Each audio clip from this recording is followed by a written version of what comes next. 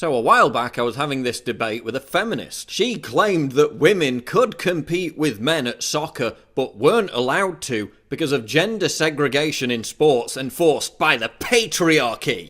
This shit writes itself. Have you ever watched women's soccer?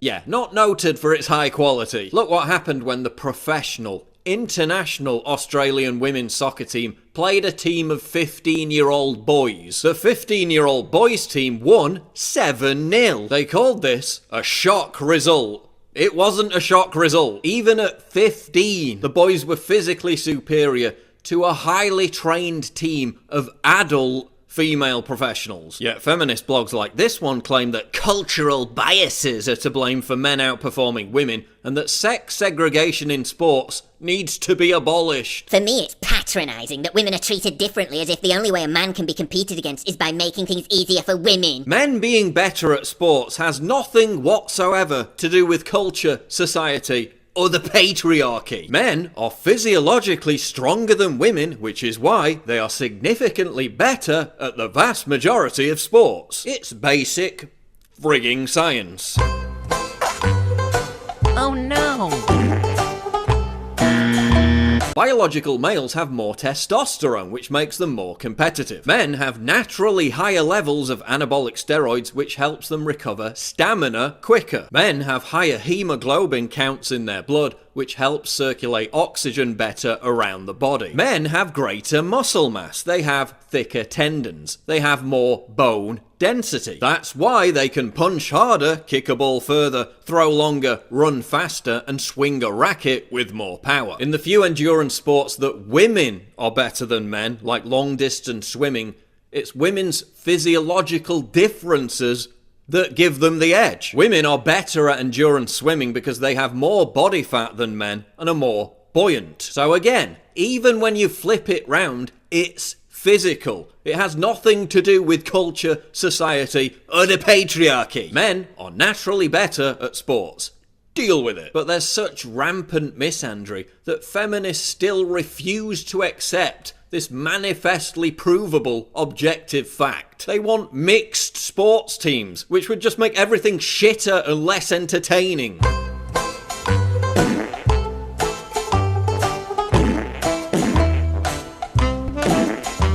It would actually create far less opportunities for women because the vast majority of female sportswomen wouldn't be able to compete alongside men. I love the WNBA. Liar. I learned a little bit from them as well. Liar. They make the game extremely exciting to watch. Liar. Look, there's a reason why people watch far less women's sports. And it ain't the patriarchy. Pick up game. McCautry. She gave it a try.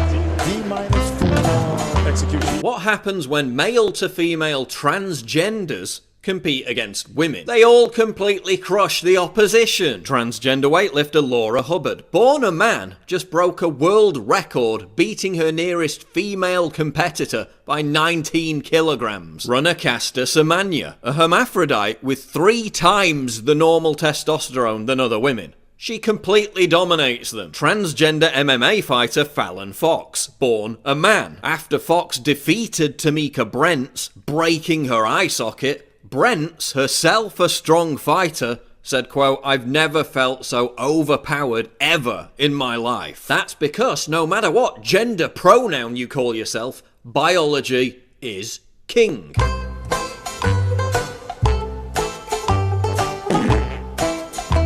Serena Williams won a Grand Slam while she was pregnant, so every man should probably shut up about everything forever. Yeah, millions of men won a world war while under constant threat of death. She played tennis. Look, women are better at some things and men are better at other things. And that's okay. Most of the things that women are better at than men are more important than sports anyway. Child rearing, empathizing. Women live longer. They're more likely to get a college degree. But men are better at committing suicide, being homeless, dying in the workplace, dying in wars, being killed by car wrecks, and being constantly lectured by the dominant culture about how worthless and pathetic we are. wrong. Yeah, we've got it so great. Gee, thanks, patriarchy. This anti-science, social justice agenda to force contrived equality down everyone's throats, even at the expense of empirical reality, is ludicrous. They have to hide the fact that men and women excel at different things to maintain the illusion that there aren't fundamental biological differences between the sexes. There are. They even cut a segment from a Netflix version of Bill Nye's 1996 show which explained how chromosomes determine one's gender. See, inside each of our cells are these things called chromosomes, and they control whether we become a boy or a girl. Now, gender is anything you want it to be, on a whim, on a day-to-day basis. Take sex. We used to think it was pretty straightforward. X and a Y chromosome for males, 2 X's for females. But we see more combinations than that in real life. And he still calls himself the science guy. Let that sink in. The abandonment of proven science in favour of social justice gender hysteria is having real-world consequences. In places like New York, women who fail fitness tests are being allowed to become firefighters anyway, because they lowered the standards, literally putting people's lives at risk for some token gesture of political correctness. Look, generally speaking, men suck at some things, women suck at others. We compensate for each other's deficiencies. Listen, I know these are thought crimes, but I'm going to say them anyway. Men and women are biologically different. There are only 2 genders, and female soccer is terrible.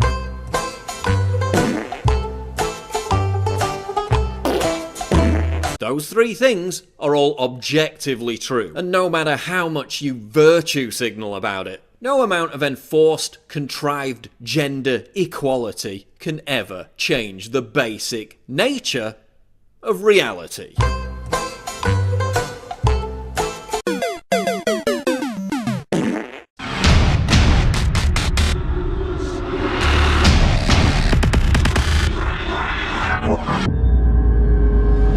What could be more triggering to libtards than my face and this slogan? Get your new premium quality "Conservatism is the new counterculture" t-shirt right now at InfoWarsStore.com and let the butthurt commence.